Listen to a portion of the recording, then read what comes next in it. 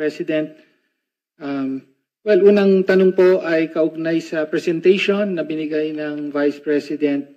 Napansin ko po roon na sa budget na 903.4 million for 2025. Bagaman hindi pa po tapos ang taon, ang obligation rate po ay 34.3% lamang at ang disbursement rate ay 66.8%. So nasa kalagitnaan po tayo ng taon, pero mukhang mababa po yung obligation rate. Ano po ang paliwanag dito? Yes, marami kaming procurement na tumagal. Hindi siya nasimulan by January, Madam Chair, yung procurement. So maraming mga procurement na June, July, August na nasimulan. May dahilan po ba kung bakit June, July, August na nasimulan ang mga proyekto? Madam Chair, dahil kailangan marami po mga attachments na nire-require para sa procurement and lahat po ng mga documents na yon ay hindi po siya nakukuha ng isa o dalawang araw lamang. So, middle of the year pa po na naisaayos ang requirements for bidding. Parang ganun po. Tama po ba ang intindi ko?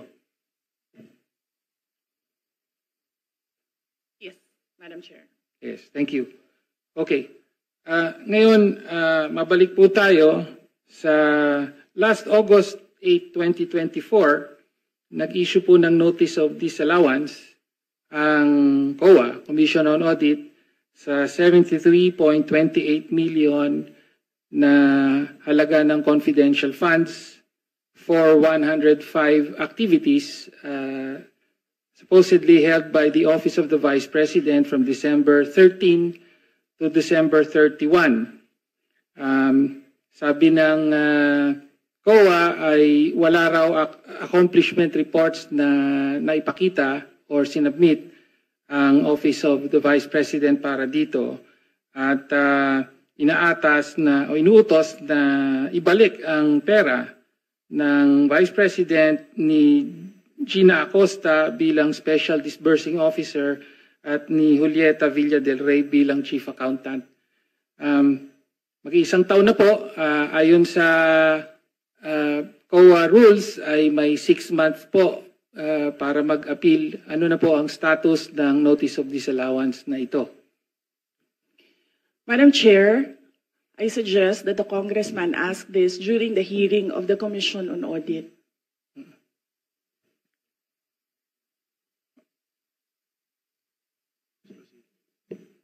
Madam Chair, I'm asking the question now from the Office of the Vice President.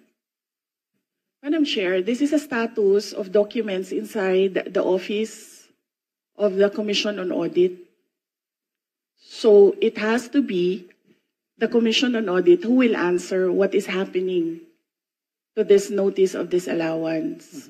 Nagsubmit po ba ng appeal ang Office of the Vice President sa Notice of Disallowance? Kung yung Congressman Tinio, kung ang Notice of Disallowance was rectified by COA, wala na po yun.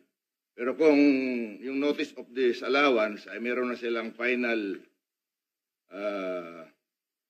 adjudication and then merong order yun na final yung Notice of Disallowance. So, for your information, I will check with COA and get the records and give it to you. Thank you. Thank you, Chair. Well, next question po ay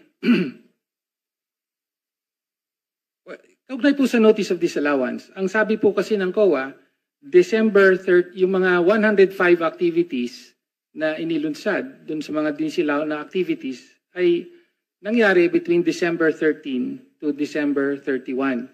And yet, sa mga nakaraang hearing ay napag-alaman po na December 20 pa po na ilabas ang SARO at na-withdraw yung 125 million.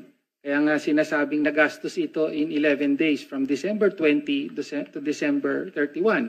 So ang tanong lang po natin, ano po ang paliwanag doon sa nakapamahagi na kayo ng mga sinasabing reward money noong December 13 pa lamang, samantalang hindi pa po lumalabas ang pera ng confidential funds. Pwede po bang may paliwanag yon?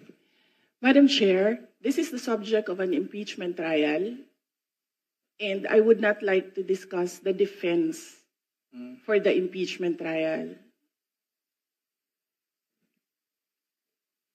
Representative Chair, Dino, wala please naman pong- proceed with the next question. Madam Chair, I would just like to note na wala pong impeachment trial sa kasalukuyan, Madam Chair. In fact, it is archived in the Senate. No? Okay, so next question na po. No? Lumabas din po sa nakaraang mga hearing sa House na nag-submit po ang Office of the Vice President ng 2,670 accomplishment reports at kasama po para po sa liquidation ng 500 million pesos worth of confidential funds under the Office of the Vice President. At ayon sa investigasyon ay 1,322 out of 1,992 names in the OVP ARs submitted to the PSA have no birth records. So kasama po dito yung mga pangalang Mary Grace Piatos, Fernando Tempura, meron pang Shell Jokno. No? Kindly wind up your question. Again, pwede po bang mapaliwanag ng Vice Presidente kung bakit ganon ang sinabit at bakit walang supporting documents ang mga accomplishment reports na ito? Madam Chair, again, first, if the committee would like to ask how the Commission on Audit conducts its audit, I request that all the questions be propounded during the hearing of the Commission on Audit. Second, the subject confidential funds is a matter in impeachment proceedings, which is archived, but there is a pending motion for reconsideration in the Supreme Court. I cannot discuss defense strategy. Number 3, I cannot discuss intelligence operations and cannot explain how intelligence operations are done without compromising national security. Thank you, Madam Chair. My next question. Congressman Tenyo, last question. Opo, last question. Please wind up. Opo. So, napabalita po no na mula July of last year hanggang sa kasalukuyan ay meron pong 13 trips ang Vice President overseas, no? So mula po sa Germany, Japan, Hong Kong, Netherlands, Kuala Lumpur, Malaysia, Australia, South Korea, Kuwait, Paris, at several po sa Netherlands. Umaabot po sa at least 60 days po na on leave ang presidente at marami po pero hindi lahat ay sinasabing personal leave, no? So sa mga trips po na ito, ilan po ang naging personal leave at ilan ang on official duty at magkano po ang total na budget na ginastos ng Office of the Vice President para sa mga official leave at personal leave na nangyari? So Madam Chair, yes. Last question, Madam. Yes, yes. Madam Chair,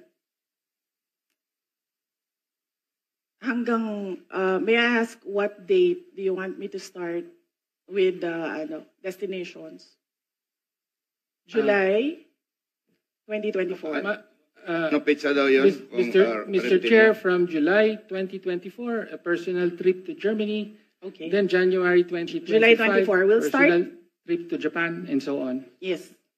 We'll start with July 2024. So, number one, under the Civil Service Commission rules, there is no allotted leave for the President and Vice President. We cannot both file a leave. So the only thing that I need when I travel overseas is a travel authority from the Office of the President. All my travels were issued travel authority by the Office of the Vice President. And this implies that all these trips were approved by the Office of the Vice President. So,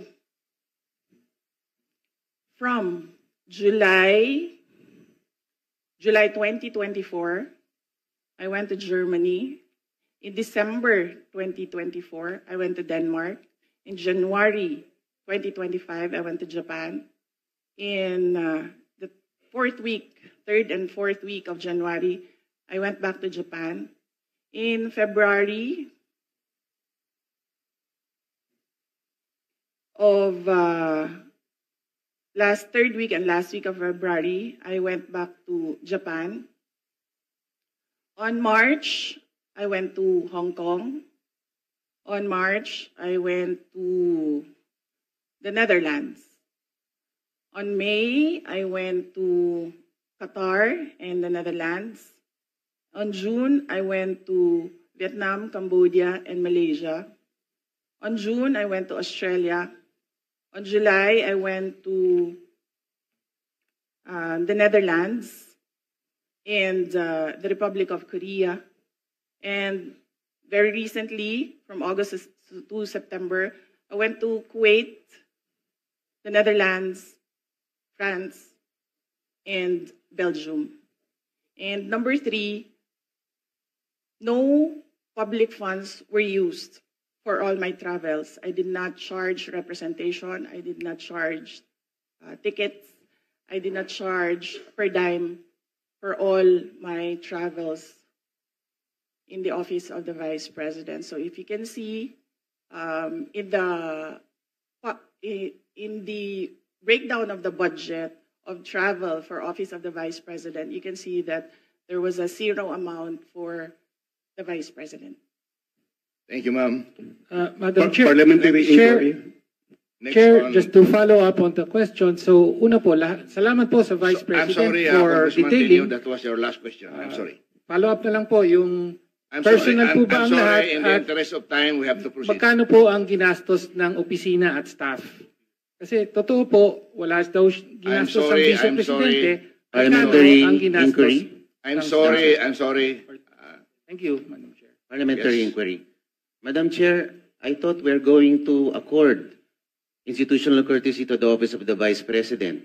Bakit po natin binabanatan?